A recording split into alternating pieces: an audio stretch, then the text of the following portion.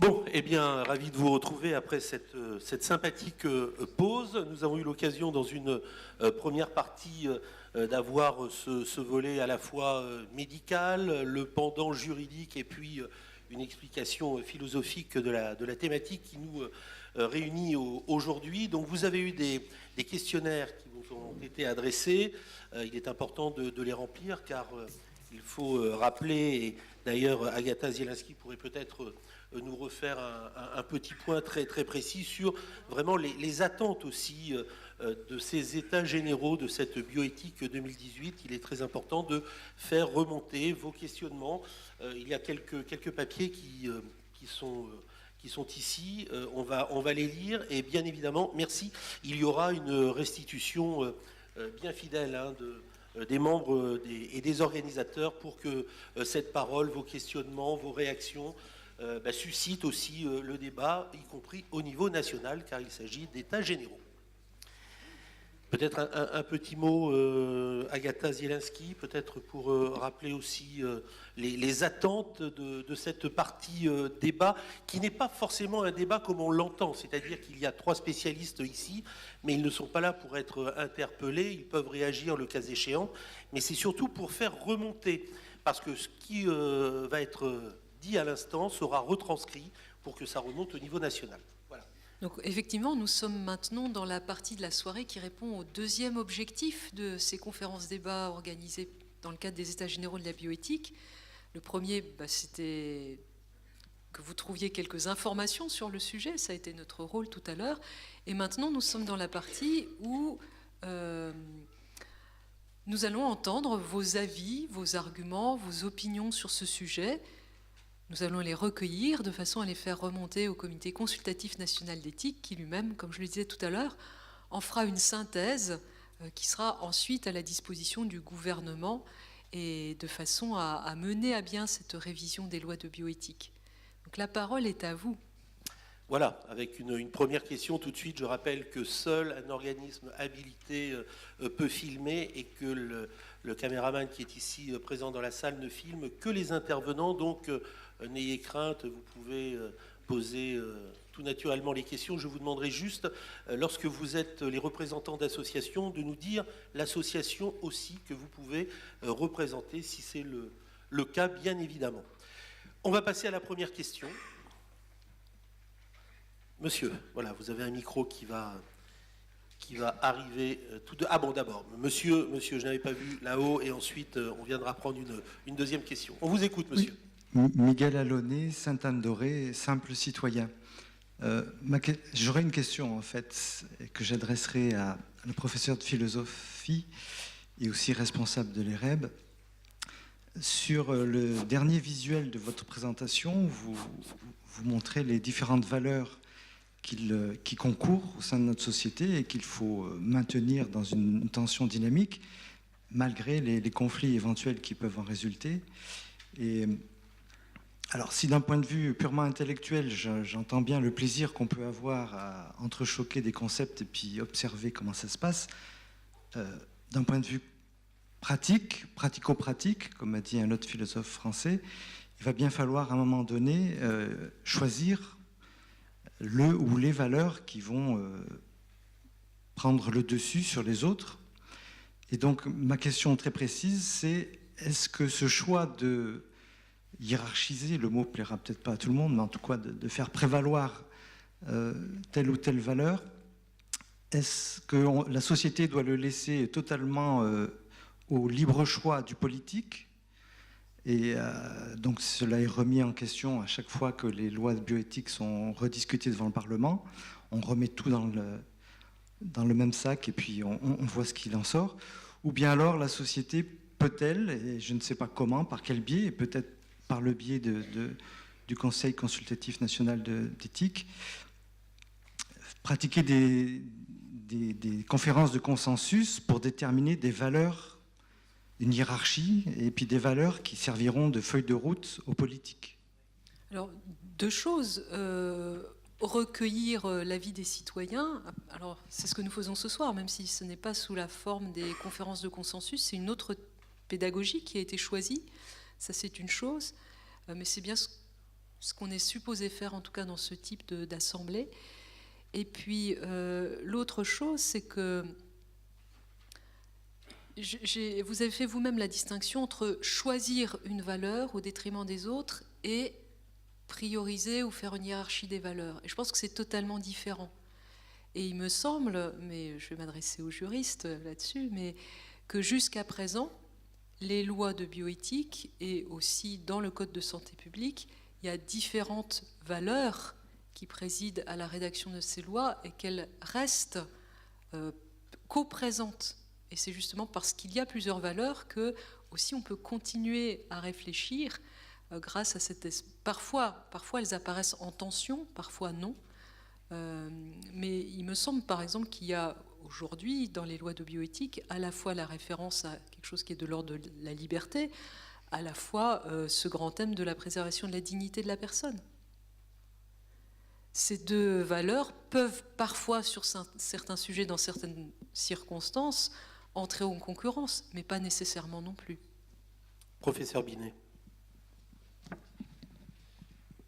Juste un mot. Alors oui, effectivement, il existe dans nos lois des valeurs qui peuvent entrer en conflit, et quand on envisage ces conflits sous un angle juridique, on les envisage soit effectivement parce qu'il existe une hiérarchie des normes portant des valeurs, et ainsi une valeur portée par une norme constitutionnelle supplantera une valeur de rang législatif ou réglementaire. Lorsque toutes les valeurs sont au même niveau, ce qui est le cas pour les libertés fondamentales, le juge doit opérer une conciliation entre des libertés qui, pour être aussi importantes les unes que les autres, doivent bien être conciliées lorsqu'il s'agit de faire un arbitrage. Donc effectivement, ce sont des techniques qui ne sont pas étrangères au monde juridique. J'aimerais revenir sur un aspect de votre question. Lorsque vous indiquiez qu'on pourrait penser qu'il y aurait comme une contrainte, une feuille de route, avez-vous dit, pour le législateur, et que cette feuille de route serait tracée, ou cette contrainte serait prévue par le Comité consultatif national d'éthique, je crois qu'il ne faut surtout pas se tromper dans les rôles respectifs des institutions en la matière. Le CCNE a un rôle purement consultatif. Ses avis ne lient jamais le législateur, et c'est bien ainsi parce que c'est cette absence d'effet contraignant de ses avis qui le rend libre de réfléchir comme il le fait. Et ensuite, c'est au législateur que revient la responsabilité de se saisir des recommandations du CCNE ou de ne pas les suivre. Et là, c'est une responsabilité politique, et il est bien normal que ce soit la représentation nationale qui l'assume. Merci. Il y avait une question, monsieur en bas. Voilà, le micro arrive tout de suite. On vous écoute, merci. Nicolas Robinet, donc père de famille. Donc j'ai préparé ma question parce que je ne suis pas très grand éloqueur. Donc j'ai une question et un constat qui sont liés à la question. Vous nous avez parlé des différentes techniques médicales liées à la PMA. Il y en a une qui retient plus particulièrement mon attention, c'est le diagnostic pré-implantatoire. Donc la question est la suivante: est-ce que le DPI n'est pas une nouvelle forme d'eugénisme ou un eugénisme rampant? Ça se base sur un constat.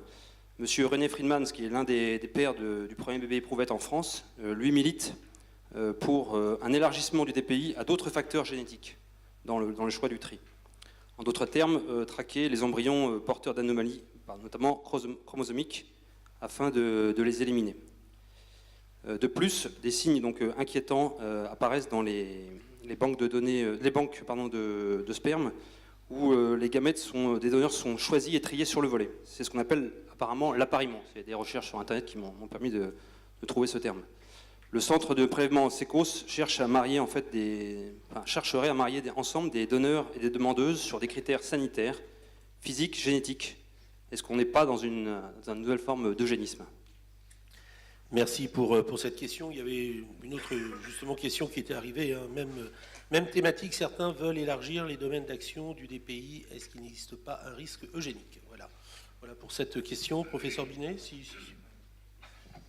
Docteur, comme vous le souhaitez. Alors actuellement, le cadre juridique du diagnostic préimplantatoire est tout à fait contraint. Le couple souhaite éviter la transmission d'une maladie. Le diagnostic préimplantatoire ne recherchera que la maladie considérée. Donc actuellement, voilà tel que les choses se passent. Alors si le DPI était élargi, comme effectivement c'est parfois proposé, on sortirait de ce cadre de contrainte. Alors est-ce que tout cela conduirait à considérer qu'il y a une forme d'eugénisme ou une tentation eugénique? Peut-être. C'est difficile d'être dans l'esprit des gens qui proposent ce type de modification. Simplement, actuellement, la loi française prohibe les pratiques eugéniques tendant à la sélection des personnes. C'est l'article 16-4 alinéa 2 du Code civil. Et évidemment, si ce type d'extension pouvait ensuite être qualifié comme une pratique eugénique tendant à la sélection des personnes, alors elle serait interdite. Docteur Cloteau. Oui, juste effectivement, le diagnostic préimplantatoire est proposé aujourd'hui par quelques sociétés savantes en élargissement effectivement à cette règle aujourd'hui qui la consacre exclusivement à éviter la transmission d'une pathologie grave génétique ou chromosomique, la propose en fait dans le cadre d'améliorer les taux de réussite en assistance médicale à la procréation. À savoir que là, il ne s'agit pas d'éviter la génération d'enfants atteints de pathologie, mais d'éviter la survenue de fausses couches. Donc en fait, très clairement, il ne s'agit pas de sélectionner de meilleurs enfants, il s'agit de sélectionner des embryons permettant d'obtenir des naissances, alors que d'autres ne le permettent pas. Voilà. Merci, j'en profite pour relayer d'autres questions qui vont venir rejoindre les thématiques au niveau de ce comité bioéthique. Une des questions qui n'a pas été abordée, nous dit-on, c'est comment définit-on ce qui est bien, bon pour l'enfant à venir? L'intention, le désir de ou des parents est-il le seul critère pour définir ce bien? Une autre, et si la mère porteuse décédait dans le temps de l'acte médical, pendant la naissance de l'enfant? Voilà une question qui également est posée et qui sera ramenée bien évidemment à tout ce chapitre des questions. Monsieur, vous avez le micro, allez-y. Dans le prolongement de la question sur le DPI, est-ce que dans le champ d'application rentre la loi sur la parentèle? Si oui, avez-vous quelques références par rapport au décret d'application de juin 2013 et en particulier pour le DPI par exclusion? Merci, professeur Binet. Alors, ce que vous évoquez, c'est l'information génétique à caractère familial. Alors, il faudrait essayer de voir par rapport aux conditions qui sont posées par la loi si ça peut entrer dedans. Alors, actuellement, donc l'information génétique à caractère familial suppose que lorsque le médecin diagnostique chez son patient une affection génétique susceptible de se trouver présente chez d'autres membres de la famille, il demande à son patient de leur transmettre une information.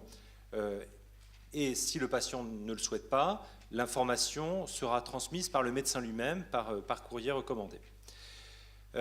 S'agissant de notre hypothèse de diagnostic préimplantatoire, on a déjà un couple qui se sait porteur d'une maladie.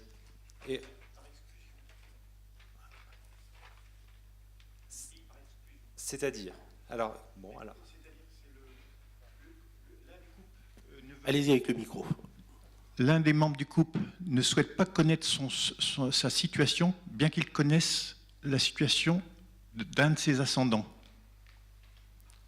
Et donc, je voudrais connaître si vous avez eu des cas, dans ce cas de figure, depuis 4 ans, qui est en application le fameux décret du 20 juin 2013. Et s'il rentre dans le cas des modifications de la bioéthique eu égard à l'impact que ça pourrait avoir dans un milieu familial.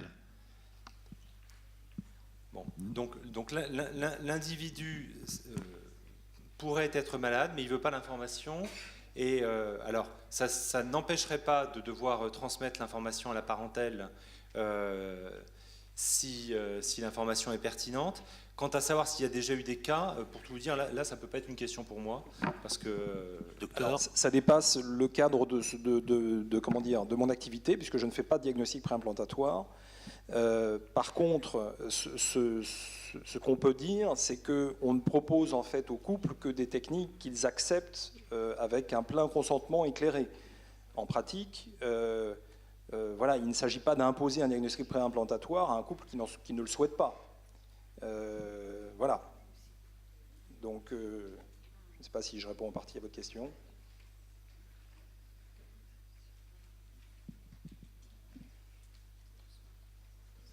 En partie seulement, mais je vous remercie quand même. Bon. C'est déjà ça. On va poursuivre. Je crois que... Madame. Bonsoir à tous. Bonsoir, je madame. suis une simple citoyenne et ma question s'adresse plutôt au professeur Binet. Voilà, je voudrais demander pourquoi l'AMP est-elle interdite aux couples de femmes infertiles? Cela constitue une discrimination de genre et en ce sens, c'est une atteinte aux droits de l'homme. De plus, cette interdiction ne peut-elle être qualifiée un peu hypocrite, étant donné que la loi autorise maintenant l'adoption des enfants nés de couples de femmes, enfants conçus à l'étranger? Professeur Binet. Alors, une discrimination de genre parce que c'est interdit pour des couples de femmes, ça supposerait peut-être que ce soit autorisé pour des couples d'hommes. Pour que ce soit une discrimination de genre, peut-être, et là, ce n'est pas le cas. Donc, je ne sais pas si on peut envisager les choses comme cela. Comme une discrimination de façon plus générale, une atteinte à l'égalité, la question a été soulevée et elle a été résolue par le Conseil constitutionnel dans une décision de 2013, je ne sais plus la date exacte, mais enfin, de toute façon, ça n'a pas une importance considérable. Une décision du 17 mai 2013, évidemment, la même date que la loi du 17 mai 2013. Et donc le Conseil constitutionnel était saisi d'un grief qui était en lien justement avec cette question de l'adoption ouverte pour les couples de femmes. Et la question était de savoir s'il n'y avait pas une incohérence dans la loi à partir du moment où, bien qu'autorisant l'adoption par les couples de femmes, elle ne permettait pas l'accès à l'assistance médicale à la procréation, alors même que l'assistance médicale à la procréation est ouverte aux couples mariés formés d'un homme et d'une femme. Donc, c'est votre question. Alors la réponse.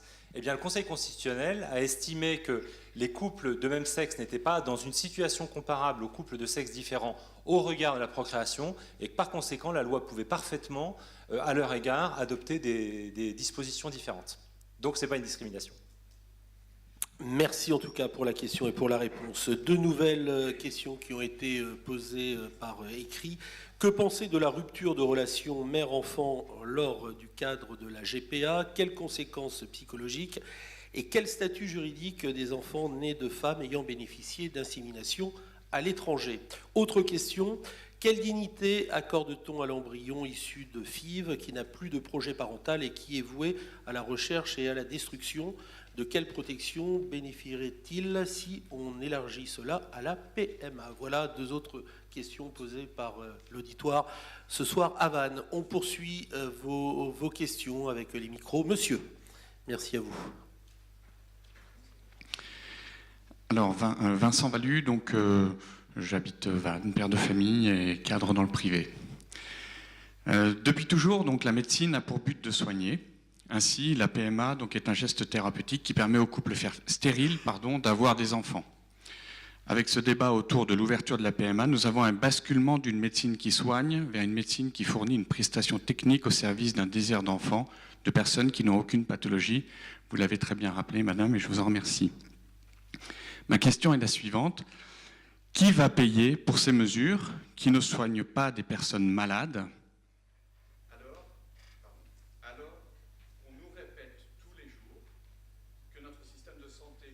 Cher, est fortement déficitaire et peine à soigner convenablement. Merci pour cette question. Alors les questions n'appellent pas forcément de réponse. On vous l'a dit au tout début, ce sont des experts, mais qui sont là pour apporter quelque chose. Je préfère rappeler quand même la règle du jeu. Toutes ces questions sont enregistrées et vont remonter au niveau national. Donc ce ne sont pas des questions lancées comme ça sans réponse. D'autres questions? Monsieur, juste un petit peu plus bas, vous avez le micro et on vous écoute. Oui, ce n'est pas des questions, c'est des opinions, c'est un ressenti également que vous pouvez avoir sur la thématique qui nous réunit ce soir. Bonsoir, Eddie Leva, médecin réanimateur. Dans l'hypothèse où l'AMP serait ouverte aux femmes seules et femmes homosexuelles, est-ce qu'on a une petite idée du nombre de demandes que pourrait avoir comme conséquence cette nouvelle évolution, et le cas échéant, comment vous feriez face à la pénurie chronique de sperme qui existe déjà? Et le corollaire, sur quels critères de choix serait fait le choix du sperme, vu qu'à l'heure actuelle on est sur une thématique d'appariement, même si Jacques Testard le précise dans ses écrits, les choix génétiques sont manifestement très très opaques. Quand on cherche dans les documents de la biomédecine, c'est assez compliqué, en dehors des critères phénotypiques, de savoir sur quel choix génotypique se fait l'appariement. Mais du coup, dans le cadre d'une femme homosexuelle ou simple, sur quels critères feriez-vous, ou les sécos feraient le choix du sperme? Docteur. Je ne travaille pas dans un sécos, donc je n'ai pas la réponse à toutes vos questions. Vous parliez de caractères, d'appariement par caractère phénotypique. Alors oui, ils existent. Ils existent dans un souci de moindre différence de l'enfant né par rapport à ses parents et dans son contexte de vie. Je ne connais pas, alors j'ai travaillé dans ma jeunesse dans un sécos, mais c'était il y a fort longtemps, donc on travaillait sur ces caractères phénotypiques. Je ne connais pas, à ma connaissance, il n'existe pas de caractère génotypique d'appariement de ces donneurs de sperme, à ma connaissance. Merci. Une autre question qui nous dit: peut-on qualifier d'égoïste une femme qui décide de donner la vie à un orphelin de père sans même lui dire le nom de son père? Voilà, autre question qui est écrite. Monsieur. Ah pardon, alors allez-y madame, vous avez déjà le micro. Il n'y a que des hommes qui parlent. Hein. Ah non, vous allez voir, ça va être la parité la plus complète. Allez-y madame. Alors moi, c'est vraiment une réflexion. Je pense que vous ne pourrez pas me donner de réponse. Je suis mère de famille et sage-femme de formation. Ne trouvez-vous pas qu'il existe un certain parallèle entre le développement industriel sans contrôle, basé sur le profit égoïste, qui menace de détruire notre planète devenue fragile, et le développement de ces techniques d'assistance à la procréation, avec des avancées scientifiques incontrôlables et sans limite, mais qui touchent l'homme dans ce qu'il a de plus intime, le moment de sa conception. Je développe. À l'heure où tout le monde porte le souci de l'écologie, on sent l'urgence d'une écologie humaine, d'une écologie intégrale. Le premier aspect de l'assistance médicale à la procréation est déjà la connaissance de soi. Les hommes et les femmes d'aujourd'hui ne connaissent pas vraiment la physiologie de leur fécondité.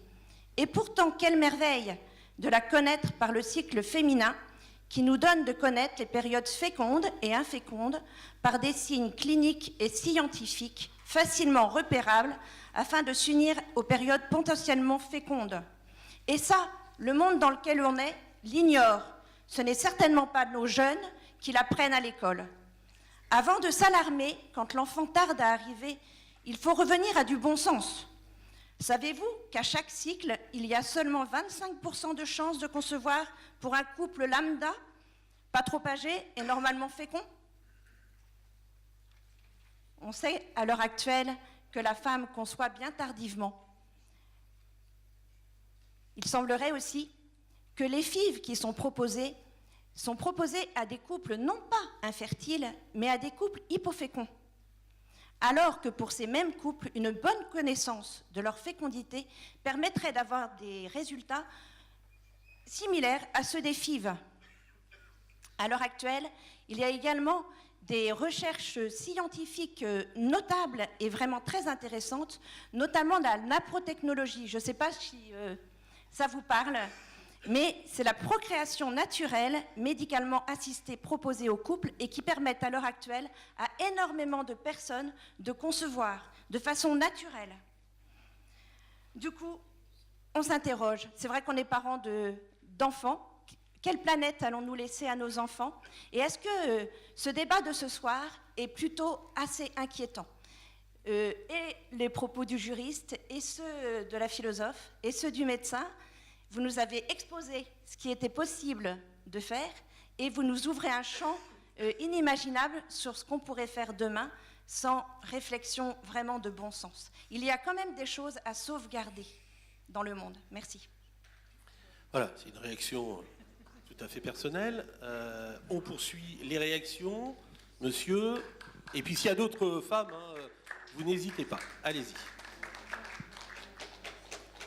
Oui, je voulais revenir sur l'intervention sur le manque de sperme, donc, et parler de l'insémination artisanale, qui est une façon de répondre à ce manque et des conséquences que ça a avec les techniques officielles et organisées et dans le cadre que vous avez bien rappelé.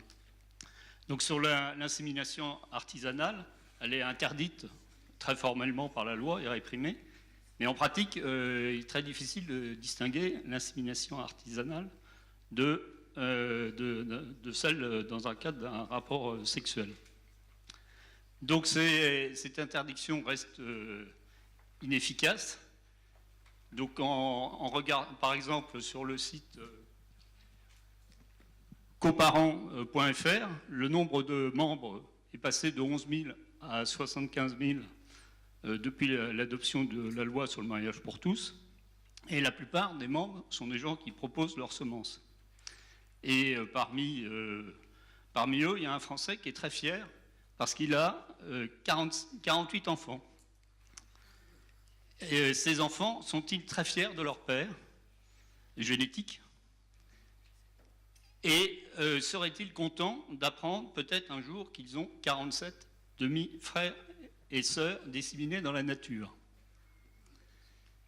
Bon, c'est un petit joueur par rapport à un Néerlandais qui en a 112. Alors les conséquences de ça, si on élargit la PMA aux femmes seules ou aux femmes en couple de femmes, c'est que le déficit de sperme va augmenter. Et donc le choix qui a été évoqué pour les sécos de savoir qui aura du sperme et qui n'en aura pas, ou devra attendre en tout cas, va être assez compliqué.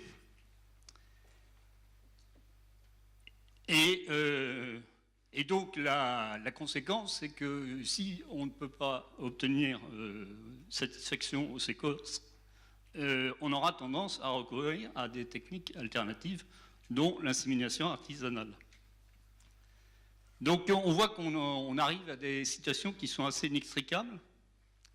Ne faudrait-il pas plutôt affirmer un principe qui est l'intérêt supérieur de l'enfant, au moins dans la mesure du possible, de connaître ses parents et d'être élevé par eux, et mettre en place des moyens efficaces pour faire respecter ce principe. Et le cadre législatif actuel est un moyen de préserver l'intérêt supérieur de l'enfant. Merci beaucoup, monsieur. Professeur. Alors, je commence par répondre à votre dernière question, et puis ensuite j'en viendrai à la première. Ce que vous appelez de vos voeux, c'est-à-dire l'affirmation d'un droit pour l'enfant de connaître ses parents et d'être élevé par eux, ça existe déjà, c'est l'article 7 de la Convention internationale des droits de l'enfant, qui a une valeur contraignante pour le droit français, puisque la France l'a ratifié. Donc ça existe déjà, et cette convention est fondée sur la prise en compte de l'intérêt supérieur de l'enfant, et donc ça existe aussi. Ensuite, l'intérêt supérieur de l'enfant, c'est ce qu'on appelle juridiquement un standard, c'est-à-dire un concept à contenu indéterminé. C'est le juge qui doit apprécier au cas par cas quel est l'intérêt supérieur de l'enfant. De sorte que le fait de l'affirmer ne permet pas de répondre dans l'absolu à tous les problèmes. C'est ensuite au destinataire de la règle d'apprécier le sens qu'il convient de donner à l'intérêt supérieur de l'enfant au regard du cas soulevé. Je ne sais pas si je suis très clair pour tout le monde, mais donc, quand le juge est confronté, voilà comment il doit statuer. Alors j'en viens à la première question, qui est la question de ce que vous appelez l'insémination artisanale. Alors je ne sais pas si c'est très très clair pour tout le monde. Je vais me permettre peut-être... Allez-y, un éclairage. Un mot d'explication. Le lien entre l'insémination artisanale et le site coparents.fr, c'est donc l'hypothèse où des individus s'entendent entre eux pour que, ne pouvant avoir accès à un don de sperme parce qu'ils ne remplissent pas les conditions prévues par la loi, l'un va donner à l'autre, selon un arrangement dont on ne connaît pas les termes, mais en tout cas un arrangement qui se fait entre un homme et donc soit une femme, un couple de femmes, etc. Alors, on sait que la pratique existe, en effet. Il serait difficile pour le législateur de faire plus que ce qu'il fait, c'est interdit. Comme c'est interdit de rouler à plus de 130 km/h sur l'autoroute, mais il y a quand même des gens qui roulent à 150, et ça, on n'y peut pas grand-chose. Oui, mais enfin... Oui, mais même avec les radars... bon. Alors ensuite, simplement, sur les conséquences en termes de filiation. Alors, on peut imaginer tout ce que vous voulez, hein, si vous voulez, mais ça n'empêchera jamais. Il faut quand même il faut quand même se dire ça. On n'empêche jamais, même en prévoyant des sanctions très très lourdes, on n'empêche jamais. Il y a toujours des cas... bon, sinon la vie serait belle, hein, il n'y aurait même pas besoin de prison, etc. Mais simplement sur les conséquences juridiques du recours à l'insémination artisanale, via le site coparents.fr ou pas, eh bien, le juge ne donne absolument aucun effet à l'arrangement qui a été conclu entre les individus. C'est-à-dire que, évidemment, l'individu qui a donné son sperme n'a pas du tout envie d'avoir 48 enfants, et lui, il s'engage contractuellement à ne jamais revendiquer le moindre droit à l'égard des enfants. La femme qui a eu recours à l'insémination artisanale s'engage de son côté à ne jamais poursuivre l'individu pour faire établir sa paternité et à ne pas le dire à l'enfant de façon à ce qu'il ne le fasse pas. Mais le juge ne donne absolument aucun effet à ces conventions parce que ce sont des conventions qui sont frappées de nullité absolue par la loi en raison de leur contrariété à un principe fort qui est le principe de l'indisponibilité de l'état des personnes. Il s'agit ici d'une action d'État, une action visant à l'établissement ou à la contestation du lien de filiation, et on ne peut, par convention, écarter la possibilité d'agir. Donc, les individus qui le font, eh bien, parfois, se retrouvent effectivement à devoir assumer une paternité non désirée. Il y a des décisions de justice, hein, c'est pour ça que je vous en parle avec autant de certitude. Il y a des décisions de justice sur le sujet. Voilà. Merci pour la question et pour la réponse. Une petite interrogation également. La loi, alors on me dit, me semble-t-il, est contre les OGM pour l'animal et le végétal, mais l'autoriserait pour la PMA. Voilà, autre réaction qui nous a été relayée. Question, alors, des femmes. Voilà, madame, tout en haut. On va essayer de faire un ping-pong paritaire. Je reste dans le domaine abordé du droit de l'enfant ou du droit à l'enfant. On peut en débattre très longtemps, avec beaucoup d'intérêt, que ce soit le droit à ou de l'enfant. Des prouesses techniques sont certainement possibles dans ce domaine. En revanche, je me pose la question du domaine psychologique. On parle très souvent du principe de précaution dans de multiples domaines dont l'enjeu est bien moindre, mais je n'entends jamais parler de cet aspect des choses. Quelle est la limite accordée au principe de précaution dans ce sujet ?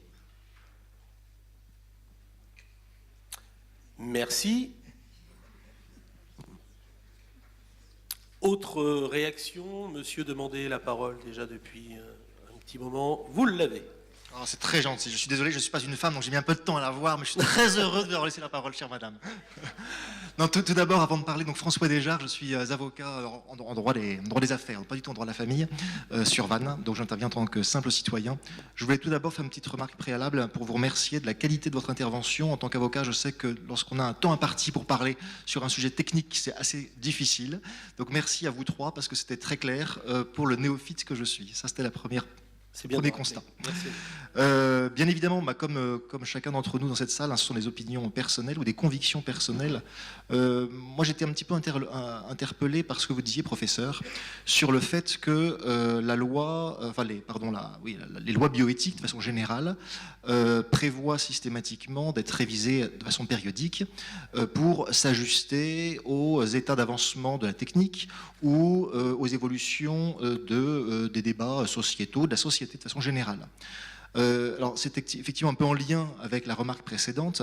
Je suis moi toujours stupéfait de voir que on se rend compte qu'à chaque nouvelle loi, finalement, des avancées supplémentaires sont faites, sans que le débat qui était initié par la loi de 94 soit véritablement investigué à fond. Je m'explique, qu'on ne fasse pas l'inventaire des problématiques que pose l'AMP, sur un plan anthropologique, sur un plan philosophique, sur un plan technique, sur un plan moral, etc., sur un plan au niveau des familles aussi, parce qu'on a quand même pas mal de recul maintenant, 94-2017, on a un petit peu de recul, et puis effectivement, qu'on n'applique pas les principes de précaution, le principe de parité, le principe ou valeur de l'écologie qui nous est tant vendu aujourd'hui, à mon avis, ça c'est une opinion personnelle, à raison, qu'on applique si peu finalement dans ce débat qui dure depuis plus de 20 ans et qui a encore, je pense, de beaux jours devant lui. Voilà. Principe de précaution naturellement vis-à-vis notamment de l'enfant. Parce que comme vous le savez, professeur, vous l'avez rappelé, je suis trop long, désolé, c'est un tort de juriste. Les valeurs qui sont définies dans des textes, ce sont des concepts non définis. Il convient effectivement à un juge de les définir, donc on ne peut pas se réfugier en permanence derrière les textes juridiques, malheureusement, mais c'est ainsi, c'est la démocratie et c'est la vie en société de façon générale. Merci beaucoup. Merci beaucoup. Merci beaucoup. Madame. C'est un autre aspect de ce... je suis là en tant que simple citoyenne et mère de famille. Je vais prolonger ce qui a été dit, parce qu'on parle de principe de précaution par rapport à un risque présupposé de l'enfant, forcément, puisqu'on parle de risque et de principe de précaution. Mais il y a, puisque ça fait 20 ans qu'on se pose ces questions d'éthique et qu'il existe certaines solutions qui sont plus ou moins légales, et ça se passe parfois à l'étranger ou autre, il y a en France des individus qui sont nés de ces pratiques, et sur une période suffisamment longue pour permettre une analyse scientifique, tout au moins une enquête de fond sur ce qu'ils vivent, sur les difficultés éventuelles qu'ils ont eues, mais aussi leur normalité, entre guillemets, de vie a posteriori.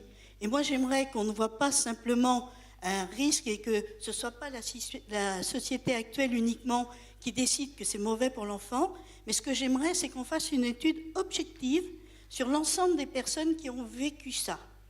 Et on a le matériau ici.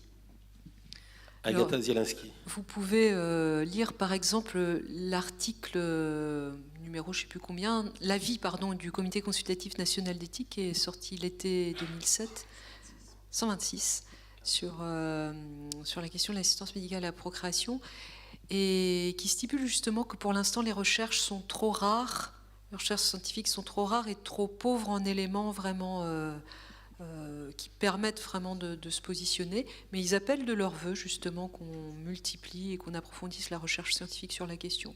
Mais pour l'instant, les données ne sont pas suffisamment fiables.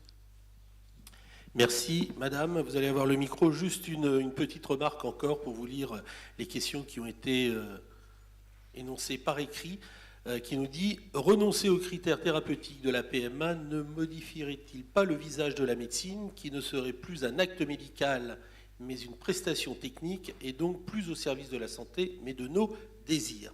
Madame, vous avez mentionné tout à l'heure... Allez-y, avec le micro, ça va être plus simple. Oui, vous avez mentionné tout à l'heure que le droit européen stipulait que les enfants ont droit à connaître leurs origines.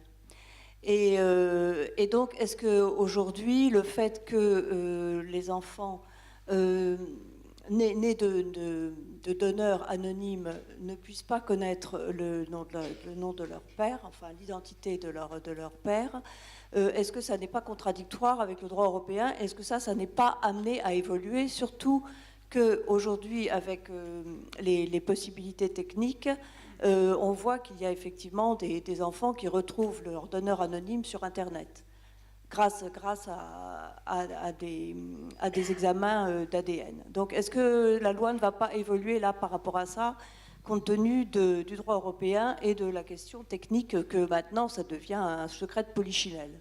Professeur Jean-René Binet. Merci, madame. Alors, je pense que vous faites référence à la Convention internationale des droits de l'enfant dont j'ai parlé, qui n'est pas une norme de droit européen. Mais enfin, peu importe. La question de l'accès aux origines est une question qui est pendante aujourd'hui devant la Cour européenne des droits de l'homme, puisque, alors vous avez peut-être, enfin on en a parlé tout à l'heure, l'affaire Arthur Kermalvézen. Il se trouve qu'il est marié à une jeune son épouse est également née d'insémination avec tiers donneur, elle est avocate, et donc elle, ne pouvant avoir accès à ses origines, a initié une action en justice devant les juridictions internes. Donc elle a épuisé toutes les voies de recours, elle a été déboutée à chaque étage de la hiérarchie des juridictions administratives, et donc elle a saisi la Cour européenne des droits de l'homme qui va statuer dans les mois à venir sur cette question précise de savoir si le fait pour un enfant né d'insémination avec tiers donneur de ne pas pouvoir avoir accès à ses origines constitue une violation de son droit à la vie privée familiale consacré par l'article 8 de la Convention européenne des droits de l'homme. Alors vous dire maintenant, tout de suite, ce que va décider la Cour européenne des droits de l'homme, ça serait bien présomptueux, parce que ceux qui connaissent un peu la manière de fonctionner de la Cour européenne des droits de l'homme savent que c'est assez imprévisible. Mais enfin, il y a quand même de fortes chances que la France soit effectivement condamnée, ce qui pourrait en effet obliger la loi à évoluer sur ce terrain-là.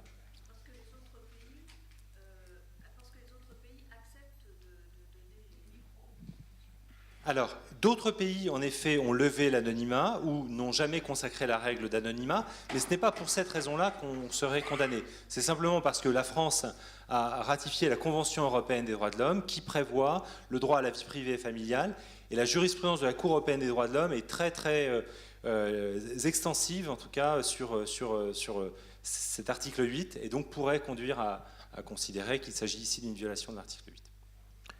Merci, monsieur.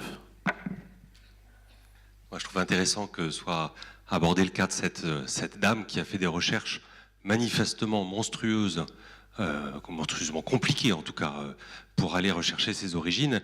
Et moi, ça me pose vraiment question sur la souffrance de ces gens-là à aller chercher leur origine. Mais pourquoi aller multiplier les enfants qui vont vivre en fait ce genre de souffrance? Donc ça, c'est un point qui me travaille. Ce qui est intéressant, c'est que cette dame, donc elle est dans une association qui s'appelle Procréation médicalement anonyme. Et en fait, c'est une association dans laquelle il y a à peu près 300 membres. Sur ces 300 membres, elle s'est trouvée 2 demi-frères et sœurs. Statistiquement, c'est juste impossible si on s'en réfère au fait qu'un donneur peut donner la vie à 10 enfants. Donc là, on voit qu'il y a un vrai problème sur les dons de gamètes et sur le respect de la loi sur les 10. Donc déjà, je pense qu'il y a un vrai travail à faire sur la légalisation, sur un fichier central des gamètes, ça paraît évident, mais sur le respect de la loi. Et quand on voit ce qui vient d'être évoqué tout à l'heure par monsieur là-bas, avec ce monsieur qui avait plus de 100 enfants, moi ça m'inquiète profondément sur tous les risques qu'il peut y avoir pour les enfants au niveau de consanguinité. Tôt ou tard, ces enfants-là se retrouvent entre eux, c'est ce qu'on voit au travers de cette association, et il va y avoir des mariages de gens qui ne sauront absolument pas qui sont frères et sœurs. Voilà, alors on peut se dire que la suppression de l'anonymat est un bon moyen de contourner ça, mais en fait moi je vois, j'ai été surpris en creusant, en travaillant un peu cette soirée, je suis allé voir le site criosinternational.com. Je vous incite vraiment à aller voir ça, c'est intéressant. Là on peut choisir son donneur de sperme en fonction de la couleur de ses yeux, de sa taille, de son poids, de quel type d'études il a fait. Donc on est vraiment sur une porte ouverte à un certain choix de l'enfant que je veux, et on est un peu sur de l'eugénisme quelque part. Donc moi je vous pose la question peut-être à vous experts sur c'est quoi les risques de consanguinité qu'on peut avoir par rapport à ce que je viens de décrire, et et les risques de traumatisme. Alors ça a été un petit peu évoqué tout à l'heure, mais pour les enfants privés de leur origine, c'est quoi ces risques de traumatisme si on développe l'AMP? Merci monsieur, merci pour cette remarque. Il y a une question tout là-haut, madame. L'Alliance Vita, l'association Alliance Vita. La France est le pays des droits de l'homme. Elle reconnaît la dignité de la personne.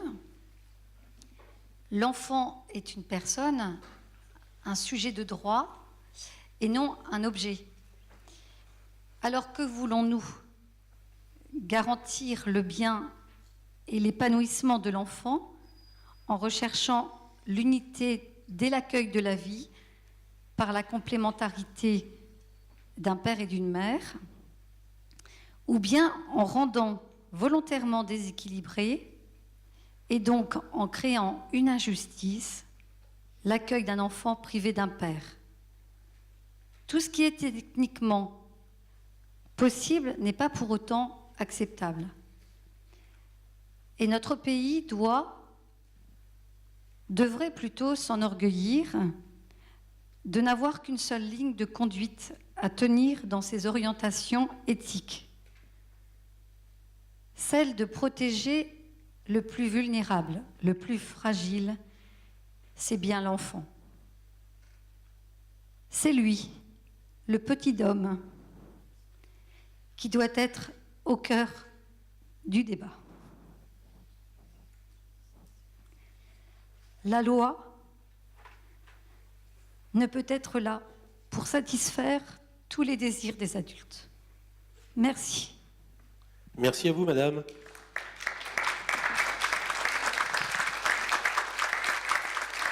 Merci. D'autres témoignages, réactions, ressentis, madame, voilà, à peu près au milieu. Vous avez le micro, on vous écoute. Merci à vous. Bonsoir. Moi, je voudrais juste témoigner en tant qu'enfant de PMA. Moi, j'ai été conçue grâce à un donneur de sperme. Je n'ai jamais souffert de ça. J'ai jamais voulu chercher ce donneur. Il est très gentil, cet homme. Je le remercie beaucoup. Mais moi, j'ai qu'un seul père. C'est celui qui m'a désiré, c'est celui qui m'a élevé. Et j'ai jamais non plus eu peur que mon conjoint soit mon demi-frère génétique. Ça m'a jamais traversé l'esprit. Voilà. Merci à vous. Merci beaucoup pour ce témoignage. Madame, vous avez déjà le micro. Oui, merci. Donc, Madame Penouette, moi je suis... je vais vous dire... Donc, nous sommes... enfin, moi je vais vous faire partager ma réflexion. Allez-y. J'étais pas tout à fait... J'ai pas tout vu ce matin, tout à l'heure, en début de séance. Donc, bon, je vais vous lire ce que j'ai écrit. Donc, nous sommes à un moment important de l'histoire de l'humanité où l'homme dispose de connaissances et des techniques qui lui permettent de se transformer lui-même. On parle de transhumanisme. La loi bioéthique qui se prépare sera le reflet de la société que nous voulons pour demain. L'homme est-il un produit que l'on choisit? Et là, j'en parle des risques de l'eugénisme, du droit de l'enfant avant le droit à l'enfant avant les droits de l'enfant. On parle d'euthanasie aussi. Quelle est la conception de la dignité humaine que nous voulons préserver face aux tentations de la technique médicale permet, alors qu'on a aussi beaucoup d'évolutions sur la prise en charge de la douleur. Présenter les faisables de la science et de la recherche est une excellente chose, et nous ne pouvons que nous féliciter de cette démarche d'information et de rencontre. Néanmoins, en tant qu'élue, mais aussi soignante et mère de famille, je m'interroge sur cette course de l'offre qui, au nom de la dignité et de l'intégrité, doit maintenir notre vigilance, pour que l'homme ne maîtrise pas tout sur l'homme, qu'il garde une forme de modestie pour ne pas avoir l'impression de tout maîtriser. Il y a des valeurs qu'il faut aussi aborder. C'est l'intérêt de l'enfant, la filiation. On voit que beaucoup de personnes sont en quête sur leurs origines et qui cherchent à se construire. Comment mesurerons-nous aujourd'hui les effets à terme? Quelle est la place de l'évaluation?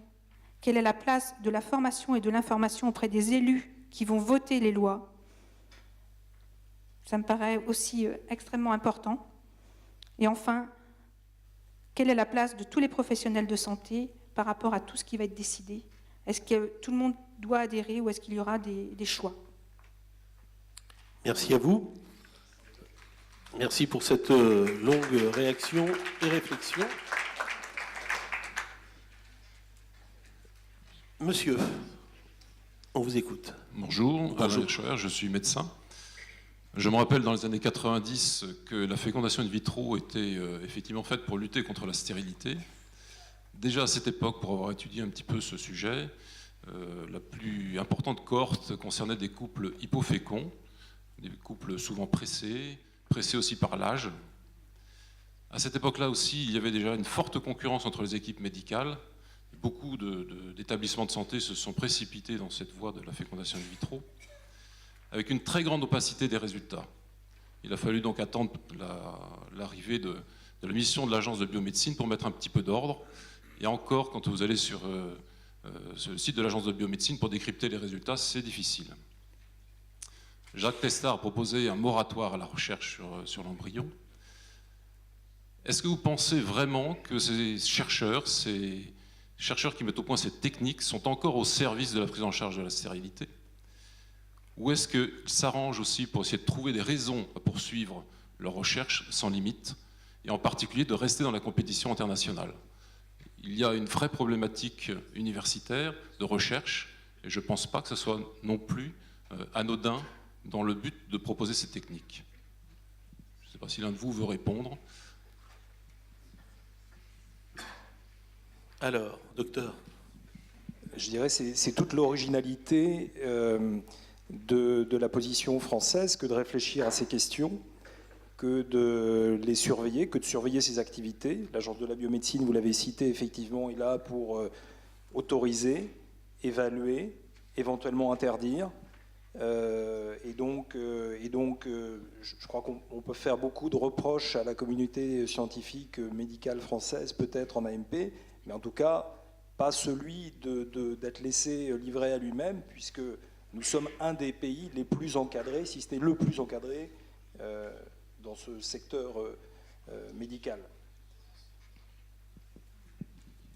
Merci pour ce complément d'information. Monsieur a une question. Alors attendez, pardon. Quelqu'un d'autre? Bonsoir. J'ai un micro. Madame. Bonsoir, merci à vous. Une simple question, est-ce que ces états généraux se pencheront sur le cas des femmes qui n'ont pas d'utérus, mais qui ont des ovaires qui fonctionnent et qui ovulent? Voilà. Merci.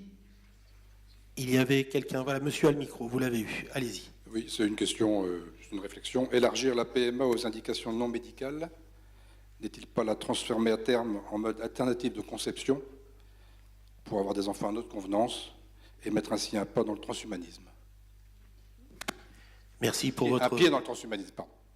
Merci pour votre réflexion. Madame. Voilà, madame, juste devant la caméra. Voilà, le micro va remonter. Regardez, le micro arrive juste à côté de vous, là. Voilà. Quel est le statut des embryons dans la PMA, des embryons qui ne sont pas implantés dans le corps de la femme? Quel est le statut de tous ces embryons? Qu'est-ce qu'ils deviennent concrètement? Et qu'est-ce qu'ils risquent de devenir dans l'avenir? Docteur. Docteur et professeur.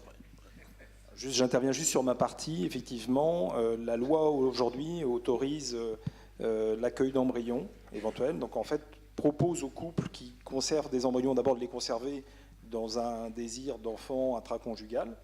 C'est le premier choix qui est fait au couple. C'est le couple qui décide en tout état de cause. Ce couple a le choix aussi d'abandonner son projet parental. Et s'il abandonne son projet parental, il a différentes possibilités. Dans ces possibilités, il y a éventuellement l'accueil d'embryons, qui est en fait un don de cet embryon pour un couple infertile qui n'aurait pas la possibilité de concevoir de façon intraconjugale ou avec tiers donneur. Voilà. Puisque le double don en France n'est pas autorisé à ce jour. Enfin, il reste effectivement l'éventuelle recherche sur embryon, qui à ce jour est autorisée par la loi dans certaines circonstances très précises et encadrée par l'Agence de la biomédecine. Et enfin, la destruction embryonnaire. Merci. Professeur Binet. Alors, puisque la question du statut, alors c'est une question sur laquelle on pourrait passer la soirée, hein, donc je vais quand même essayer d'être bref. La question du statut de l'embryon, le législateur n'a pas voulu lui conférer un statut très clairement défini. Il s'est fondé d'abord sur un avis du CCNE qui disait de l'embryon qu'il s'agissait d'une personne humaine potentielle, ce qui peut vouloir dire une chose ou l'autre, ce qui n'avance pas grand-chose pour le législateur, mais simplement, lorsqu'en 1994 la loi a été faite, le législateur s'est gardé d'utiliser à l'égard de l'embryon une terminologie réificatrice. Alors je m'explique. Les médecins parfois, mais excusez-moi, je le dis sans aucune mauvaise intention, mais parfois parlent de la possibilité de la destruction de l'embryon, alors que la loi utilise le terme d'arrêt de la conservation. Le don de l'embryon n'est pas dans la loi non plus, c'est l'accueil de l'embryon. Et la terminologie reflète en réalité que pour le législateur, l'embryon devait toujours être considéré dans sa destinée humaine. Et sa destinée humaine, c'est l'implantation ou la mort, la vie ou la mort, et donc ça, c'est une destinée humaine. Alors, je crois que ça répond à peu près à votre question. Non, enfin, disons que ce n'était pas une personne au sens juridique du terme, ça c'est tout à fait certain, parce que la personnalité juridique s'acquiert à la naissance. Simplement, ce n'est pas non plus une chose susceptible d'appropriation, et là, c'est la Cour européenne des droits de l'homme qui l'a dit. On en dit souvent du mal de la Cour européenne des droits de l'homme, et parfois elle dit elle prend des positions qui sont claires. On lui fait souvent le reproche de ne pas l'être. Et donc, elle était saisie d'une requête par une Italienne. En Italie, la conservation la possibilité que des recherches soient menées sur les embryons n'existe pas. Et donc, elle souhaitait que sur ces embryons congelés, des recherches soient menées. Et donc, comme ça n'était pas possible, elle a agi devant les juridictions internes pour s'en plaindre, puis a saisi la Cour européenne des droits de l'homme, estimant qu'il y avait ici atteinte, non pas à l'article 8, droit à la vie privée familiale, mais article 1er du protocole additionnel à la Convention européenne des droits de l'homme, c'est-à-dire le droit de propriété. Et la Cour européenne des droits de l'homme, dans cette décision, le nom va me revenir, mais enfin ça n'a pas d'importance, a décidé que le droit de propriété n'était pas applicable à l'embryon, qui n'était pas une chose. Donc c'est pas une personne juridique, c'est pas non plus une chose, vous voyez, c'est un entre-deux. Finalement, c'est peut-être effectivement une personne humaine potentielle. Merci pour ce complément d'information. Une question qui est arrivée avec en titre « Où sont les droits de l'enfant ?» Dans le cas de la GPA, comment nier le choc de la séparation après les mois de grossesse où le bébé tisse, découvre les liens avec sa maman? Quel traumatisme. Voilà donc une réaction qui nous est parvenue. Également, on va poursuivre avec vos réactions, votre sentiment, monsieur. Merci. Maître, vous avez encore le micro. Je reprends la parole. Merci. Tout d'abord, j'étais très touché par le témoignage de cette jeune personne. Alors, je ne l'ai pas vue dans la salle, mais je l'ai entendue, qui a témoigné sur le fait qu'elle est née suite à une AMP. Je tenais à lui dire que même si je n'étais pas d'accord sur le procédé, en tout cas, je tenais sa présence dans cette salle comme une grâce. Et je la remercie d'être parmi nous. Et c'est vraiment pour... Voilà, on peut ne pas partager les mêmes convictions, mais... vivre vraiment au sens fraternel, conformément à notre devise républicaine. Ça, c'est vraiment un point important. Et je me réjouis vraiment de sa présence parmi nous. Ça, c'est un premier point. Et alors, le second point, c'était un constat. Constat parce que j'ai moi-même vécu une expérience un peu douloureuse avec mon épouse. Nous avons attendu pendant quasiment un peu plus de 5 ans un enfant. Et on a beaucoup hésité. Alors, on était entouré par des gens qui avaient pratiqué la FIV, on est entouré par des gens qui étaient en attente d'enfants. Certains le sont encore aujourd'hui, donc n'en ont pas du tout. Et on était un petit peu démunis parce que le milieu médical ne proposait finalement qu'une solution univoque. Je suis moi-même allé, alors ce que je vais vous dire est un peu personnel, c'est un petit peu lourd comme témoignage, mais je suis allé donc dans un hôpital à Bordeaux à l'époque pour faire une analyse de sperme dans une salle carrelée en sous-sol d'hôpital où la gentille infirmière, la pauvre n'y est pour rien, me disait bah, écoutez monsieur c'est là, masturbez-vous, recueillez votre petit sperme dans votre petite boîte et puis on se revoit tout à l'heure. Et puis bah, dans la salle, vous voyez des revues pornographiques si vous n'avez pas vraiment l'envie de faire la chose, comme on dit. Donc tout ça quand même m'a quand même un peu perturbé. Je me suis dit, mais quelle histoire finalement, si jamais on peut avoir un enfant, et je vous raconterai la suite de l'histoire après, quelle histoire je raconterai à mon enfant lorsqu'il arrivera au monde ? Je crois, moi, fondamentalement, alors je poursuis et après je conclus, finalement, si vous voulez, on s'est un petit peu écarté avec mon épouse en se disant, non, le milieu médical ne sera pas une réponse pour nous, parce qu'elle va se substituer de près ou de loin à notre attente, et on va essayer de trouver la solution ailleurs. Et finalement, c'est le milieu médical qui nous l'a apporté, mais par la naprotechnologie qui a été évoquée rapidement tout à l'heure, à savoir par la réparation des organes génitaux, si je vais très vite, de mon épouse, qui avait vécu une péritonite très forte, et qui en fait avait des trompes complètement bouchées, qui étaient donc non pas stériles, mais dans l'incapacité totale d'attendre un enfant. Au final, après plusieurs opérations, c'était assez lourd, on a pu avoir notre enfant et on s'en réjouit aujourd'hui. Ce que je voulais simplement dire, c'est qu'effectivement, je parlais de l'histoire que racontera nos enfants plus tard. Moi, je ne me serais pas vu, voyant mon enfant aujourd'hui, lui raconter que il a été le fruit d'un bébé laboratoire. Et le fait qu'on n'ait pas désaxé sa venue au monde par l'acte sexuel, et par, je suis désolé, mais l'acte sexuel, c'est quand même quelque chose de particulièrement fort. Tout le monde le réclame à corps et à cri de plus en plus tôt, et on comprend pourquoi. Vivre, en fait, cette union d'un homme et d'une femme pour donner la vie, c'est quelque chose de puissant, c'est quelque chose d'historique, quelque chose de civilisationnel. Et au final, c'est une histoire magnifique. Oui, j'emploie le mot, magnifique et absolument fantastique qu'on peut raconter à nos enfants qui, eux, seront structurés et vivront avec cette histoire d'amour. Merci. Merci à vous. Merci de nous avoir fait part de cette expérience toute personnelle. Nous poursuivons avec vos réactions. Madame. Oui, merci. Je voulais réagir au témoignage de ce monsieur. Je trouve très beau votre témoignage, mais votre désir d'enfant était d'abord issu de votre amour, et l'amour peut exister aussi entre deux personnes de même sexe qui sont aussi infertiles que vous pensiez l'être. Voilà. Merci madame. Monsieur. Afin de poursuivre, si l'on refuse le principe de l'AMP selon les termes posés sur l'argument que la biomédecine n'est pas là pour répondre aux problèmes de société, il n'en reste pas moins qu'une certaine partie de nos concitoyens homosexuels sont en désir d'élever des enfants. Les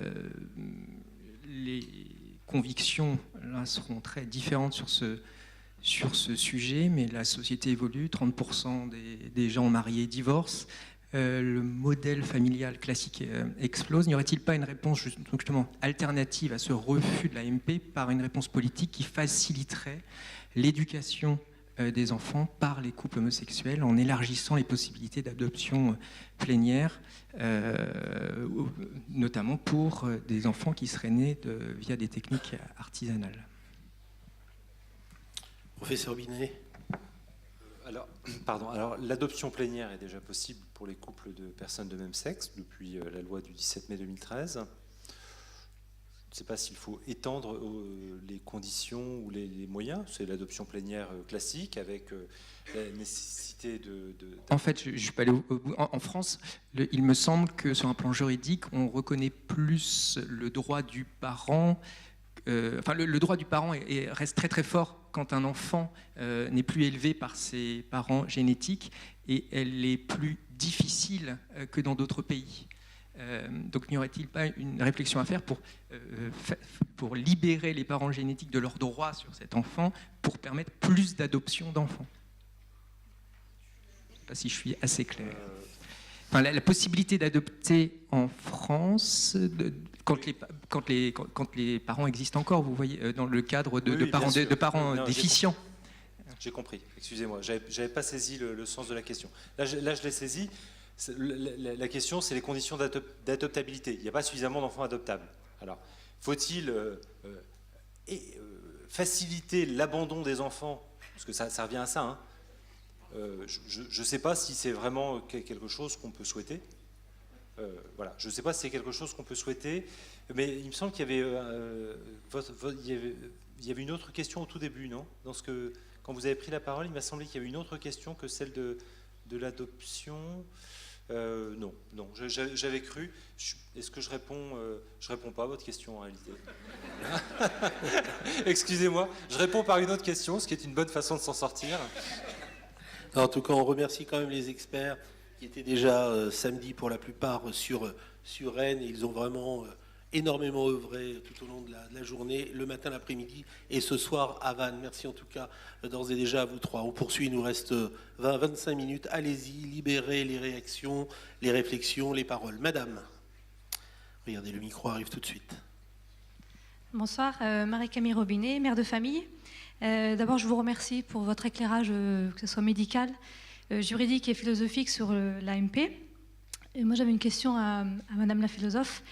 Vous nous avez parlé du rayon de yaourt qui a subjugué votre ami africain. Vous nous avez également dit que la personne n'est pas un produit. Mais finalement, si l'ouverture de la GPA se ferait en France, est-ce que ça n'entraînerait pas une marchandisation de l'enfant ? On voit que dans certains pays, notamment en Inde, les femmes, les mères porteuses, en fait, sont payées. Elles ne font pas ça gratuitement. Or, en France, le don des gamètes est gratuit et anonyme. Est-ce que si on ouvrait la GPA en France, est-ce qu'on n'arriverait pas justement à ce que l'enfant devienne un produit ? Merci. C'est une question. Merci Agatha. Voilà. Monsieur, merci en tout cas pour votre réflexion. Bonsoir, je vais interroger moi aussi la philosophe. Que pense-t-elle du slogan « Il est interdit d'interdire » ? Est-ce que vous pourriez nous donner un point de vue? C'est vrai qu'on est dans une année un peu anniversaire, hein, après mai 68. Deux choses. Premièrement, je n'étais pas née. Deuxièmement, vous pouvez expliciter le rapport avec le thème de ce soir? Eh bien, il me semble que ce slogan, c'est de mai 68, évidemment. Né sur les barricades. Oui, voilà. J'avais les cheveux plus longs à l'époque et moins blancs. Mais ce slogan est très infiltré, très présent dans les modes de raisonnement, dans les prises de décision, que ce soit à l'échelon individuel, à l'échelon social ou même à l'échelon peut-être politique. Il est interdit d'interdire, c'est une espèce de concept qui est trop simple pour qu'on ne puisse pas le creuser. Et mon sentiment est que l'on ne peut pas interdire d'interdire, puisque sinon, la seule chose qui serait interdite serait d'interdire. Et donc le concept tombe de lui-même. Nous avons plusieurs philosophes ce soir. Hein. Absolument. Mais c'est pour faire remarquer l'imprégnation d'un slogan qui, en fait, d'un point de vue philosophique, à mon avis, est totalement nul, malgré sa diffusion très large. Madame la philosophe. Je ne suis pas si sûre que ça de l'omniprésence ou de l'imprégnation par ce slogan-là. Il me semble qu'on est plutôt imprégné sur cette affaire du « c'est mon choix », ce qui n'est pas opposé, mais il me semble que le type de raisonnement n'est pas exactement le même. Le « il est interdit d'interdire » était adressé à l'État. Le « c'est mon choix », c'est vraiment la priorité donnée à l'individu. Que vous nous avez vraiment bien expliqué tout à l'heure. Mais... Merci, c'est mon choix d'un côté, il est interdit d'interdire de l'autre. Vous avez 4 heures, on relève les copies. Autre question. Allez-y, hein, la parole est ouverte encore. Il y aura un quart d'heure, un beau quart d'heure. Madame.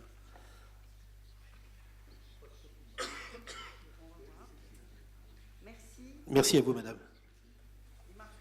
Si. J'ai une voix qui porte, mais peut-être que ça ne suffit pas. Merci. Alors bien sous le menton et vous allez voir, ça va mieux porter. Je m'associe aux remerciements qui vous ont été faits. Je pense que la salle aurait pu être encore plus remplie, parce que ce sont des sujets tellement importants et tellement graves qu'ils auraient... Voilà, évidemment, je suis arrivée bien en avant, je voulais absolument être là. Et je voudrais rebondir sur ce qu'a dit Mme Benoît tout à l'heure, sur la formation des élus. Merci beaucoup. Il se trouve que j'ai été simple élu local pendant 13 ans et que je me suis rendu compte au moment du vote de certaines lois, en particulier sociétales, que nos élus, ceux qui votent les lois, ils ne sont pas très au courant. Alors on ne peut pas leur en vouloir, un élu ne sait pas tout, mais je pense franchement que sur des sujets pareils, il serait urgentissime qu'ils soient informés et qu'ils puissent... alors, se prononcer, bien sûr, en leur âme et conscience, mais aussi en fonction de tout ce qu'ils auront appris. Et je reviens à une notion qui a été, je pense, qui est terriblement galvaudée. Professeur Binet, vous avez rappelé ce mot-là tout à l'heure, qui est le mot de discrimination. Aujourd'hui, franchement, je pense qu'il n'y a utilisé par un certain nombre de nos politiques, il n'a plus aucun rapport avec sa réalité juridique. Donc je pense qu'il serait grand temps que chez nos décideurs, il y ait un minimum de formation pour qu'ils puissent vraiment s'exprimer et voter en sachant ce qu'ils votent. Merci beaucoup. Merci à vous. Merci madame. On poursuit avec des réactions, des réflexions. Alors, est-ce que l'on demande la parole encore dans la salle ici, au Palais des Arts? Vous allez me souffrir jusqu'à la fin si personne ne prend la parole. Je vous signale. Non, simplement, oui, ça s'adresse peut-être plus à vous, docteur. C'est sur le sort des embryons congelés. On a effectivement une vraie problématique puisque, d'après ce que j'ai pu lire, vous m'arrêterez si je me trompe, mais environ 30% des embryons congelés à ce jour, alors peut-être un peu moins maintenant, mais en 2015, c'était statistique, sont sans projet parental, ou du moins dans l'attente, on peut voir les choses un peu différemment, d'un projet parental. Ce qui est très, je vous l'accorde, c'est pour ça que je rectifie la présentation, ce qui est assez différent effectivement. Mais vous allez voir qu'avec ma remarque finale, finalement, on peut se demander si c'est si différent que ça. Mais je comprends, et c'est pour ça que je fais le distinguo. On a donc cette première difficulté, avec potentiellement des embryons, ça vous l'avez rappelé, qui vont être soit consacrés à la recherche dans les canons qui ont été définis par la loi, premièrement, soit éventuellement détruits à défaut de projet parental, ou en tout cas au terme d'un délai, sauf erreur de ma part, 5 ans. Voilà. Donc ça, c'est le premier problème, c'est qu'on a un stock aujourd'hui d'embryons, alors que d'autres pays interdisent quasiment, ou du moins pratiquent l'assistance médicale à la procréation sans recours à la congélation. Est-ce que ce serait déjà pas un premier succès technique de parvenir à ce genre d'issue qui permettrait de résoudre un problème éthique assez monumental à mon sens? Deuxièmement, les embryons congelés, pardon, j'ai 3 remarques sur les embryons congelés. Deuxièmement, ça pose aussi la problématique du saut générationnel. On peut avoir un embryon, enfin 2 embryons congelés de jumeaux, enfin un embryon ou 2 embryons de jumeaux avec un embryon qui naît aujourd'hui, un autre qui naîtra dans 20 ans, sans même parler des décalages générationnels comme il y a eu un cas récemment en Angleterre, je crois que c'était en 2010. Et puis, troisièmement, c'est la problématique de la souffrance parentale avec des parents, qui ont donc un stock d'embryons congelés et qui ont une pression sur leurs épaules assez considérable quant à l'avenir de ces embryons, s'ils n'ont pas, parce que ça va être difficile d'avoir autant de projets parentaux qu'il y a d'embryons congelés. Donc ça va vraiment poser une vraie difficulté. Et un célèbre urologue parisien, j'ai plus son nom en tête, mais indiquait que des études montraient très clairement que certains parents, et un certain nombre, donc une assez grosse minorité en tout cas, du coup abandonnaient finalement leur pouvoir de décision aux sécos en disant écoutez, prenez la décision pour nous parce qu'on n'y arrive plus, enfin, voilà, faites ce que vous voulez concrètement. Autrement dit, on les abandonne. Alors les bonnes pratiques en assistance médicale à la procréation en France sont encadrées dans un arrêté, un arrêté ministériel qui pousse les équipes à minimiser le nombre d'embryons obtenus. Et donc, par ce fait, enfin, avec pour but l'effet de minimiser l'obtention d'embryons à congeler. Donc, la pratique médicale aujourd'hui en AMP en France tend à limiter le nombre d'embryons créés en vue de limiter l'éventuelle conservation de ces embryons. Donc, on est déjà dans ce cadre-là.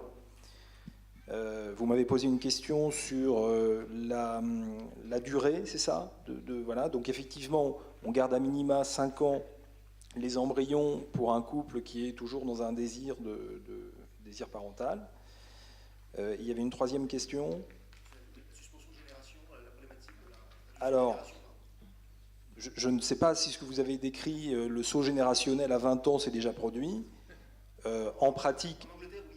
Alors, en pratique, oui, la conservation d'embryons pour un même couple dans un désir d'enfant sur 2 désirs d'enfants différents permet, oui, il faut bien l'avouer, scientifiquement, médicalement, d'avoir un enfant né issu de la même fécondation in vitro quelques années plus tard. Oui, c'est possible. Surtout en cas de fécondation in vitro, en cas de don. Indifféremment.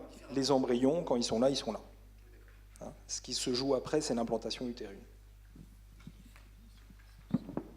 Merci à vous pour votre nouvelle réflexion. Il y a une demande un petit peu plus haut, je pense. Madame, on vous écoute. Bonsoir, c'est juste une question. Vous dites qu'il y a une limitation du nombre d'embryons, mais c'est juste pour avoir un ordre d'idée. Combien d'embryons fabriqués ou conçus pour une implantation? Docteur Est-ce qu'il y a une seule implantation pour savoir, pour un couple, combien d'enfants ou d'enfants potentiels ça peut représenter? Alors, je vais vous donner des chiffres qui sont des chiffres statistiques, en fait, qui ne préjugent pas de ce qui doit être obtenu. Mais voilà, en gros, en France, une fécondation in vitro, une ponction ovarienne en vue d'une fécondation in vitro permet en général d'obtenir 8 ovocytes, en moyenne. Sur ces 8 ovocytes, en moyenne, on peut estimer que 50 à 70% de ces ovocytes vont pouvoir féconder. Voilà. Voilà. Ça donne un chiffre. Madame. J'ai entendu une juriste qui intervenait à la Cour de cassation dans un débat sur la PMA il y a 2 jours. Elle disait qu'il y avait, c'était à l'unité près, qu'il y avait plus de 200 000 embryons congelés en France actuellement. Merci pour cette précision ou information. Madame, au 2e rang. Ah, pardon, monsieur, allez-y. Moi, j'ai une question pour le docteur. J'ai toujours entendu dire que c'était assez lourd, et vous l'avez cité vous-même, qu'une démarche enfin, sur l'aspect médical, sur les traitements pour obtenir les ovocytes. Mais est-ce qu'il y a des risques par rapport à cela pour les femmes? Oui, le risque médical existe. Alors le docteur Joulou, qui est derrière vous, pourra en parler mieux que moi sur l'aspect obstétrical, médical et chirurgical. Mais oui, la femme d'abord subit un traitement médicamenteux qui n'est pas dénué d'effets indésirables. Ils existent. Potentiellement, ils peuvent arriver. Ensuite, une fécondation in vitro nécessite effectivement un passage au bloc opératoire avec une petite anesthésie à minima, avec une ponction ovarienne qui est un geste chirurgical. Voilà. Vous pouvez donner des chiffres? Non. Je les aurais, je vous les donnerais, mais je n'ai pas, voilà, pas de chiffres à vous donner. Sur de l'anecdote, ou est-ce qu'on est sur quelque chose de suffisamment significatif pour que vous en informiez les patientes auparavant? Alors, en médecine aujourd'hui, on est toujours sur un rapport de bénéfice-risque, bien entendu. Alors d'abord, les patients et les patientes sont toujours informés des risques éventuels de ce qui se passe, et on estime aujourd'hui que le bénéfice attendu est bien supérieur au risque éventuel. Merci à vous. Madame. Oui, ça marche, allez-y. Oui.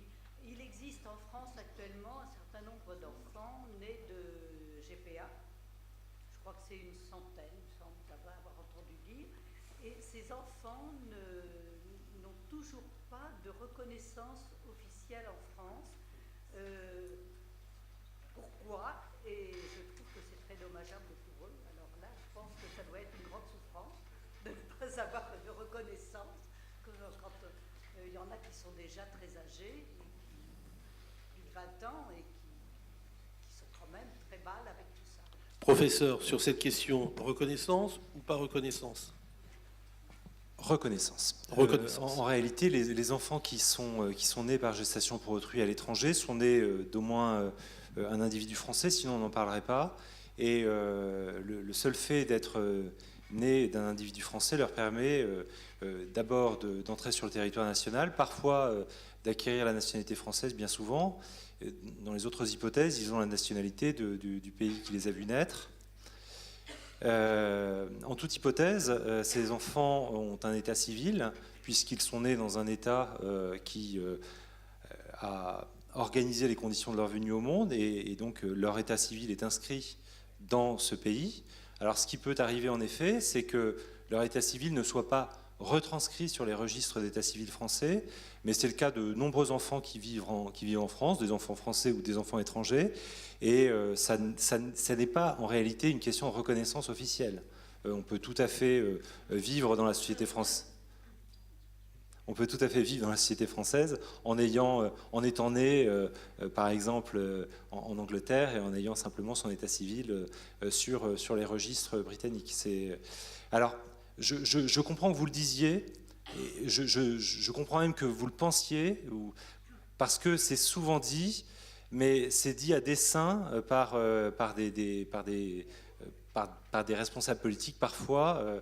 Enfin, j'ai en tête certains responsables politiques, mais enfin, peu importe, pour attirer l'attention sur le sort de ces enfants. Mais d'un point de vue juridique, si on veut être précis, c'est faux. Merci pour cette précision, en tout cas. On poursuit avec les derniers jets de réaction, de réflexion, de ressenti que vous avez sur la thématique d'aujourd'hui. Les micros sont toujours là. Bon, maître s'est limité à 3 questions. C'est très bien. Alors faites vite. Monsieur. Alors, je ne sais pas si vous vous pouvez Il y a égalité, là. Maintenant, il y a égalité. 3 partout. Mais c'est très bien. C'est très bien. Je ne sais pas si vous pourrez me répondre, mais est-il concevable, envisageable, humainement, d'imaginer une GPA qui ne soit pas, enfin, qui arrive à être libérée d'éléments commerciaux? Je sais pas, ma question est claire? Oui. Ouais. Voilà, en tout cas, c'est peut-être pas de réponse là, mais en tout cas, ce sera retranscrit. On essaie peut-être de prendre... Madame, allez, une dernière question. Puis... Allez-y.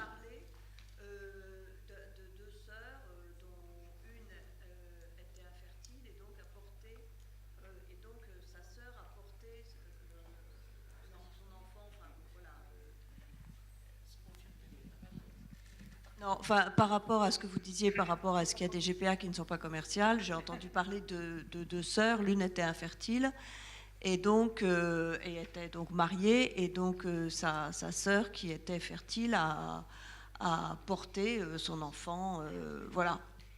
Ma question elle était autour de est-ce qu'on peut l'imaginer un développement de la GPA qui ne soit pas commerciale.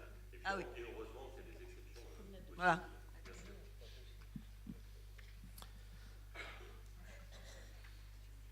J'aimerais pas que certaines ou certains repartent frustrés. Ou voilà, monsieur, allez-y. Oui, bonsoir. Je ne sais pas si le sujet a été évoqué, mais dernièrement, il y a un article du National Geographic qui évoquait en fait des hybrides, en fait moutons humains, voilà, qui avaient été créés. Donc, je voulais vous poser la question. Voilà, qu'est-ce que vous en pensez? Et en soi, est-ce qu'on en rigole simplement, ou est-ce que en fait le principe qui est de dire dans cet article que c'est une belle avancée, un beau progrès en vue de créer, comment dire, si vous voulez, de développer un peu la possibilité en fait de créer des organes séparés dans le but après, voilà, d'éviter les dons d'organes et de pouvoir en créer comme ça sur commande Voilà, tac, on crée un cœur et hop, on peut du coup après faire une transplantation. Enfin, qu'est-ce que vous pouvez penser de ce progrès, si on peut appeler ça un Professeur. progrès? Alors moi j'ai lu l'article du National Geographic, c'est pour ça qu'on sourit, on n'était pas du tout en train de prendre à la rigolade le sujet. J'ai bien. Alors ces chimères qui ont effectivement été conçues pour permettre des greffes d'organes, moi je ne saurais pas dire si c'est un progrès ou pas un progrès, parce que c'est pas du tout mon champ de compétences. En revanche, ce que je peux vous dire, c'est qu'en droit français, ça ne serait pas possible, parce que l'hybridation homme-animal que cela suppose serait constitutif d'une atteinte à l'intégrité de l'espèce humaine prohibée par l'article 16-4 du Code civil. Donc, si ça peut s'être fait ailleurs, c'est une chose, mais en droit français, ça ne serait pas possible. Excusez-moi, mais l'article 16-4 du Code civil, en fait, une petite loi passe, et puis hop, on n'en parle plus. L'article, vous m'avez dit 16-4 du Code civil. 16-4, oui. Oui, voilà, on fait passer une loi, et on le fait disparaître, et puis voilà, quoi. Non, je sais pas. Non, tout est possible, évidemment. C'est peut-être une question pour l'avocat, là, je sais pas. Mais ça, je doute que... Vous allez vous donner rendez-vous à l'issue de la soirée.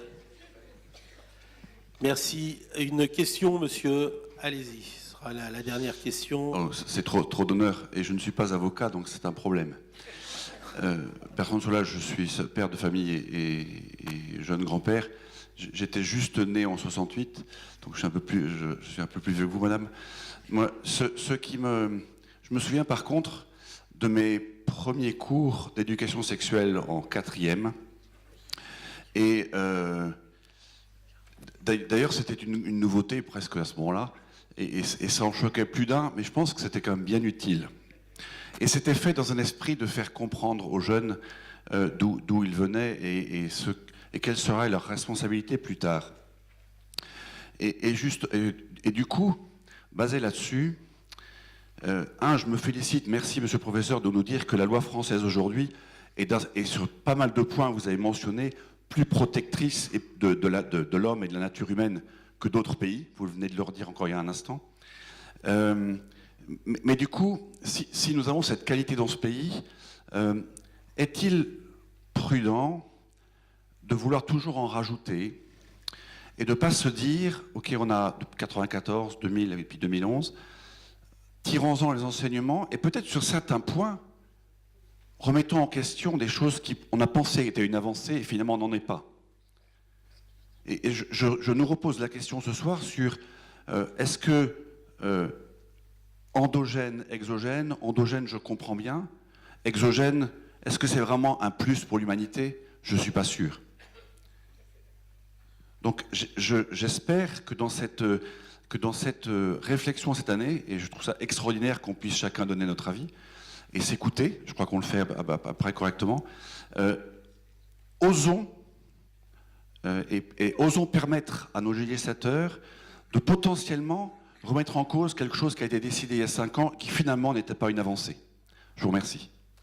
Merci à vous, monsieur. Merci en tout cas pour cette réflexion. Je vais demander à Isabelle Bétron, qui avait ouvert un peu cette début de soirée, qui est coprésidente du cercle éthique du centre hospitalier de Bretagne Atlantique, de venir dire un mot pour refermer vraiment ces échanges. Je tiens à vous remercier toutes et tous pour la qualité des échanges, vos points de vue respectifs qui, je n'en doute pas, permettront aussi d'alimenter, de faire avancer la réflexion sur ces états généraux de cette bioéthique 2018. Madame Bétron. Merci à tous, merci aux intervenants qui ont été, comme vous l'avez souligné, de qualité. Merci à tous pour cette soirée qui, de mon point de vue, a été vraiment une réussite pour la qualité des échanges, le respect aussi au cours des échanges. Je voulais juste vous préciser que donc, vous pourrez retrouver sur le débat de ce soir sur le site de l'espace régional d'éthique de Bretagne en audio, alors courant mars m'a-t-on dit, donc peut-être voilà. Et je vous remercie aussi de laisser les questionnaires de sortie en sortant. Alors on a mis sur les tables des petits cartons pour pouvoir les récupérer. Si certains d'entre vous n'ont pas eu le temps de le remplir, il est possible de le renvoyer directement à l'espace régional d'éthique. Là, alors, vous allez avoir l'adresse, donc c'est l'ERB, le CHU de Brest, et ça devrait arriver. Voilà, je vous remercie vraiment à tous de votre participation, et puis je vous souhaite une bonne soirée. Merci à tous.